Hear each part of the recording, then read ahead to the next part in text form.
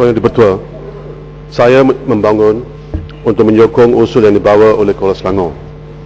Dan saya ingin bangkit dua isu. Pertama, isu berkait dengan perjanjian konsesi, termasuk laporan audit yang telah dibuat pada tahun 2006 dan yang diluluskan sebenarnya pada 2005, tapi untuk 2006. Dan juga bangkit isu lain, iaitu pelanggaran ataupun violations kepada concession agreement.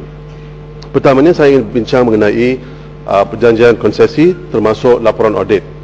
Sebenarnya bila kerajaan mengumumkan bahawa pada tahun 2005, bila kerajaan mengumumkan bahawa Syahbaz akan diberikan 15% peningkatan dalam tarif, maka kawan-kawan saya dan saya termasuk MTUC, iaitu Malaysian Trade Union Congress, telah hantar surat kepada pihak menteri mengatakan apakah sebab-sebab dan asas kerajaan untuk memberikan peningkatan sebanyak 15% kepada pihak Syahbaz. Menteri pada masa itu, Datuk Seri Lim Keng Yek, sekarang Tun, tulis balik kepada kita mengatakan bahawa satu laporan audit telah dibuat oleh Ketua Audit Negara, dan dalam laporan itu mengatakan bahawa Syahbaz sebenarnya telah mencapai semua KPI ataupun Key Performance Indicators, dan oleh kerana itu mereka akan diberikan 15%. So bila kita tulis kepada Yang Berhormat Menteri mengatakan bahawa kalau itu adalah kandungan dalam laporan audit itu, maka berikan kepada kita supaya kita sama-sama boleh semak adakah sebenarnya betul KPI ini telah dicapai. Dan Menteri pada hari besok adakan satu press conference mengatakan bahawa isu ini ada di bawah akta konsesi itu, dan juga laporan audit, dua-dua dokumen berkait dengan penguasaan Syahbaz ini adalah di bawah akta keselamatan, akta rahsia rasmi ataupun Official Secrets Act. So apa yang saya buat dengan kawan-kawan saya pada masa itu, selama 14 orang termasuk 2 orang kanak-kanak, kita telah bawa isu ini kepada bahagian rayuan dan kuasa-kuasa khas dalam Mahkamah Tinggi Malaysia, dan pada 28 Jun 2010, selepas 3 tahun kita isu ini dekat mahkamah, kerajaan ataupun minta maaf mahkamah telah membuat keputusan.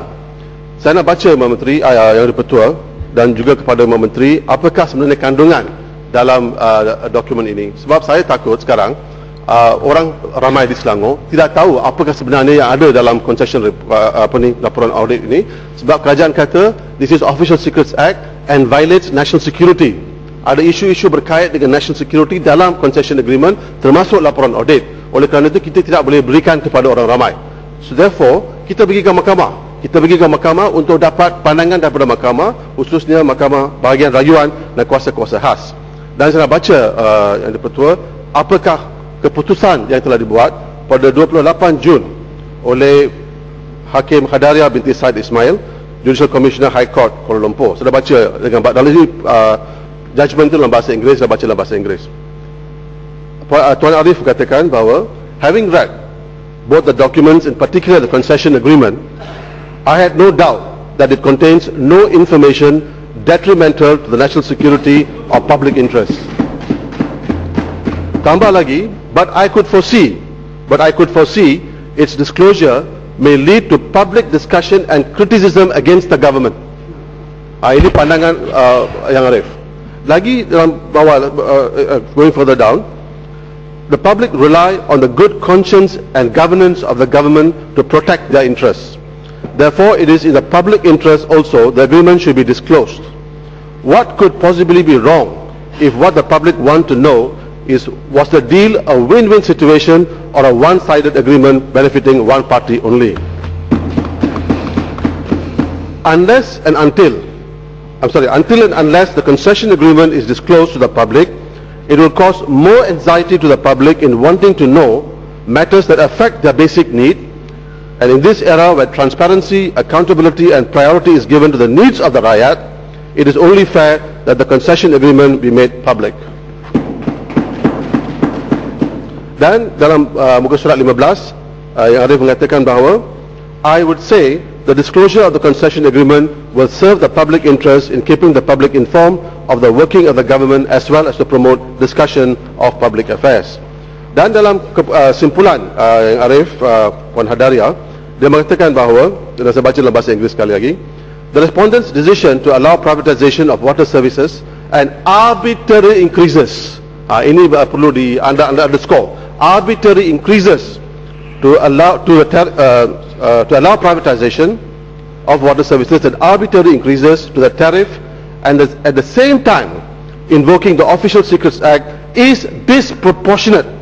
This must be underlined. Disproportionate not only to the aim of the Official Secrets Act, but also runs counter to the principle of good governance, accountability, transparency, and the interest of the rakyat should come first. So, Tuan Ketua, memang jelas bahawa pandangan Puan Hadaria, iaitu Hakim Bahagian Rayuan dan kuasa-kuasa khas, jelas mengatakan bahawa tidak ada sebab yang bagus supaya laporan ini disimpan di bawah akta rahsia rasmi. Tapi kerajaan telah pergi ke mahkamah yang sama dan minta stay order, mengatakan bahawa kalau laporan ini dikeluarkan, maka ini akan menggugat, ini saya tak faham, ini akan menggugat pentadbiran negara. Saya tak faham ini.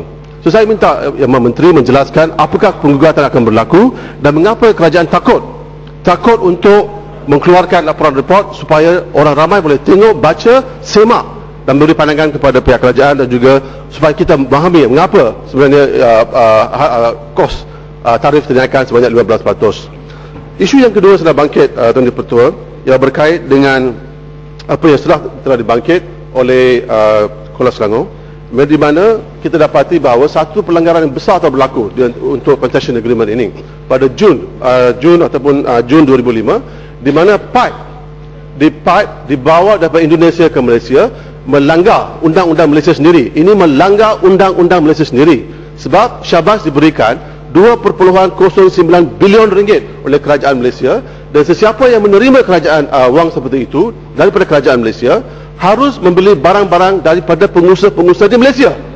Tetapi syabas telah bawa daripada Indonesia, bawa ke Malaysia dan melanggar undang-undang Malaysia. Bukan saja melanggar undang-undang Malaysia, yang lebih aneh lagi, orang yang bawa ataupun chairman company yang bawa pipe ini daripada Indonesia adalah pengurusi syabas dan juga pengurusi Puncak Niaga. So ini bercanggah, dan saya pada masa itu telah minta dengan Menteri, iaitu Tan Sri Dr. Sri Lim Keng Ek, sekarang Tun. Saya tanya dengan dia, pejabat beliau di Putrajaya, dan adakah amaran telah berikan kepada pihak syabas pada masa itu. Sebenarnya apa yang berlaku ialah dia telah beri amaran dalam surat khabar bahawa first warning has been issued kepada syabas. So bila saya pergi ke pejabat beliau 2 weeks after the warning, saya tanya dengan beliau, adakah surat amaran telah dihantar kepada syabas. Saya memang I understand bahawa Menteri ada banyak kerja. So bila dia tanya KSU 2, Ketua Setiausaha 2 yang berfokus kepada air, beliau bercakap memang surat amaran tidak dihantar kepada syabas. So saudara yang Ketua, isu di depan kita ialah kerajaan tidak serius. Kerajaan memang menyokong satu company swasta, company kroni, supaya mereka boleh langgar undang-undang negara dan tidak ada accountability kepada rakyat dalam negara ini. So saya percaya isu yang dibawa oleh Kuala Selangor harus disokong bukan sahaja oleh Pakatan Rakyat, tapi juga oleh kawan-kawan kita di Barisan Nasional, supaya kita dapat adakan satu kerajaan yang practice good governance, transparency di Malaysia, dan make accountability kepada rakyat negara ini. Sekian, terima kasih.